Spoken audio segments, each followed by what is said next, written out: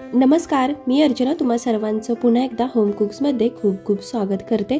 आणि आज आपण होम कुक्समध्ये बनवणार आहोत पितृपक्ष स्पेशल थापटवडी। आता याला थापीवडी सुद्धा म्हणतात। आहे तर अगदी साधी सोपी रेसिपी, त्यासोबत अगदी कमी वेळात होणारी आहे आणि अगदी कमी साहित्यात होणार आहे। पण थोडंसं जर का मेजरमेंट चुकलं तर नक्की बिघडते। मग अशा वेळी पाणी आणि पिठाचं प्रमाण अगदी योग्य घेणं सगळ्यात जास्त महत्त्वाचं आहे।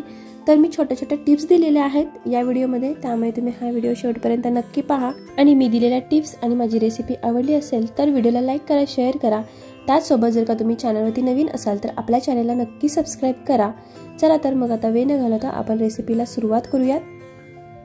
थापटवडी बनवण्यासाठी इथे आपल्याला एक वाटण लागणार आहे। तर ते वाटण बनवण्यासाठी मी इथे घेतलेले आहेत 4 ते 5 हिरव्या मिरच्या। आता हे आवडीनुसार कमी जास्त करू शकतो। त्यानंतर 3 ते 4 कडीलिंबाची पानं, 7 ते 8 लसूणच्या पाकळ्या, त्यासोबत 1 चमचा जिरे। आता हे सगळं एका मिक्सरच्या भांड्यामध्ये घेऊन एकदम बारीक वाटून घ्यायचं आहे। तर इथे तुम्ही पाहू शकता की मी अशा प्रकारे वाटून घेतलेलं आहे। कधी कधी लसूण वगैरे थोडी जाडसर राहते तर ती पूर्णपणे आपण बारीक करून घ्यायची आहे आणि असं आपण वाटण तयार करून घ्यायचं आहे। आता इथे वाटण तयार झालेलं आहे। पिठाची तयारी करून घेऊया। इथे आपण बेसन पिठाचा वापर करणार आहे। तर सुरुवातीला एका बाउलमध्ये 1 कप बेसन पीठ घेतलेलं आहे।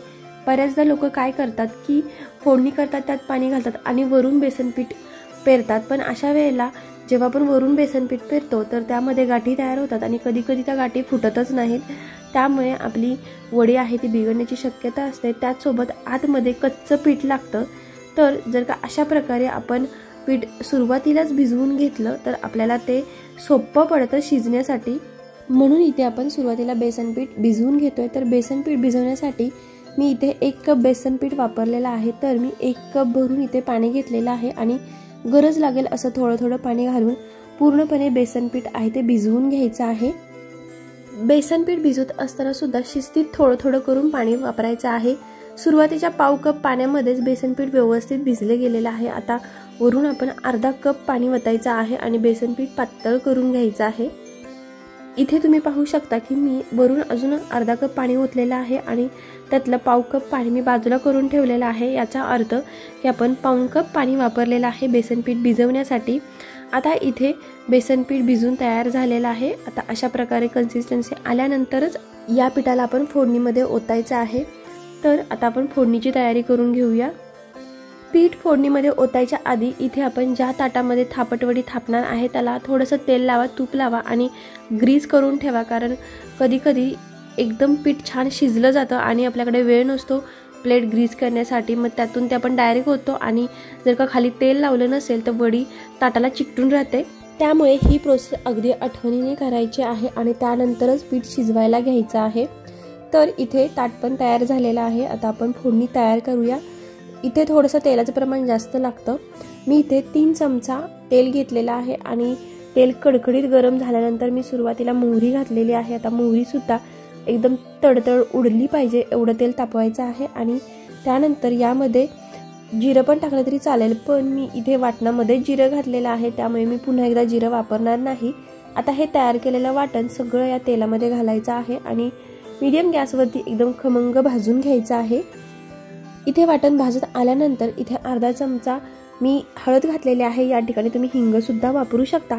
आणि हळद मिक्स केल्यानंतर पुन्हा आपण यामध्ये अर्धा कप पाणी ओतायचं आहे आणि पाण्याला खळखळून अशी उकळी येऊ द्यायची आहे। लक्षात असू द्या की मी अर्धा कपच एवढं पाणी ओतलेलं आहे, यापेक्षा जास्त ओतायचं नाही, नाहीतर पीठ आहे ते एकदम पातळ होतं आणि भरपूर वेळ निघून जातो ते दाटसर होण्यासाठी।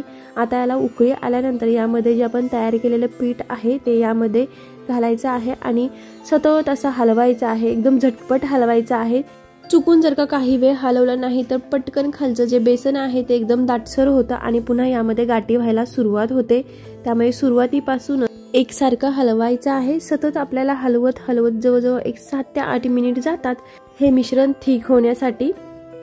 सुरुवातीला एक गोष्ट स्किप झाली, ती म्हणजे जेव्हा फोडणी घातल्यानंतर त्यामध्ये पाणी ओतलं तर त्याच वेळेला मी चवीपुरतं मीठ सुद्धा घातलेलं आहे। त्यामुळे आठवणीने चवीपुरतं मीठ घालायचं आहे।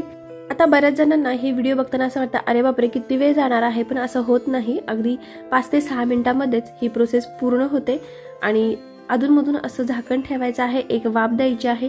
पण वाफ देत असताना सुद्धा एकदम घट्ट झाकण ठेवायचं आणि कमी वेळासाठी ठेवायचं, अगदी अर्ध्या मिनिटासाठीच वाफ द्यायची आहे, पुन्हा हलवायचं आहे। असं आपण 3 ते 4 वेळा एकसारखे आपण वाफ देणार आहे, त्यामुळे बेसन एकसारखं शिजलं जाणार आहे। तर मंडळी कधी कधी काय होतं, पाणी जरी योग्य प्रमाणात घेतलं तरी सुद्धा बेसनवरती पण डिपेंड असतं की कमी जास्त पाणी लागणार की नाही। मग अशा वेळेला जर का चुकून पातळ जर का होत असेल तर थोडंसं वरून बेसन पेरायचं आणि थोडंसं हलवायचं आणि पुन्हा मिडियम गॅसवरती छान अशी वाफ बसू द्यायची असते। एकसारखं ते मिक्स होतं आणि मस्त असं शिजून येतं, त्यामुळे अजिबात चव वगैरे बिघडत नाही।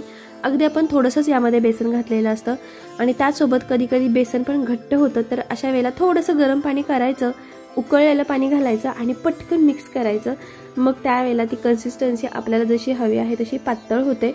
पण ही प्रोसेस करत असताना अगदी लक्ष देऊन करायची आहे। बेसन पीठ जास्त जरी पडलं तर गरजेपेक्षा जास्त दाटसर होऊ शकतं आणि पाणी जर का जास्त पडलं तर गरजेपेक्षा जास्त पातळ सुद्धा होऊ शकतं। तर इथे मी वाफ बसवलेली आहे आणि 2 ते 3 वाफ बसल्यानंतर तुम्ही पाहू शकता की अशा प्रकारे घट्ट असं बेसन तयार झालेलं आहे। आता हे आपल्याला जसं हवं आहे तसं तयार झालं। आता हे आपण एका प्लेटमध्ये काढून घ्यायचं आहे आणि थापून घ्यायचं आहे। या ठिकाणी सुरुवातीला तर मी मोठी प्लेट घेतली होती, पण त्यामध्ये अगदी पातळ वडा थापला जाणार होता, पण मला थोड्याशा जाडसर पाहिजे म्हणून मी छोटी प्लेट घेतलेली आहे आणि त्याला देखील सुरुवातीला मी ग्रीस केलेला आहे। आता हे मिश्रण यामध्ये घालायचं आहे आणि थापून घ्यायचं आहे। हे मिश्रण अगदी गरम असतं, त्यामुळे हाताने तर थापणं शक्य नाही, त्यामुळे एखादा फ्लॅट सरफेस असलेला पेला घ्यायचा आहे, त्यावरती थोडं तेल लावायचं आणि अशा प्रकारे आपण इथे थापून घ्यायचं आहे। इथे बेसन थापून तयार झालेलं आहे। मी वरून आवडीनुसार इथे मी सुकं खोबरं लावलेलं आहे, त्याचसोबत मी थोडीशी कोथिंबीर सुद्धा लावलेली आहे। खोबरं कोथिंबीर घातल्यानंतर पेल्याने छान असं थापून घ्यायचं आहे आणि यानंतर आपल्या आवडीच्या शेपमध्ये आपण कापून घ्यायचं आहे। यानंतर ही तयार झालेली वडी 10 मिनिट तशीच ठेवायची आणि नंतर त्याला सोडवायची आहे। तर इथे अशी छान अशी आपली वडी तयार झालेली आहे। मंडळी कशी वाटली रेसिपी मला कमेंट बॉक्समध्ये नक्की सांगा।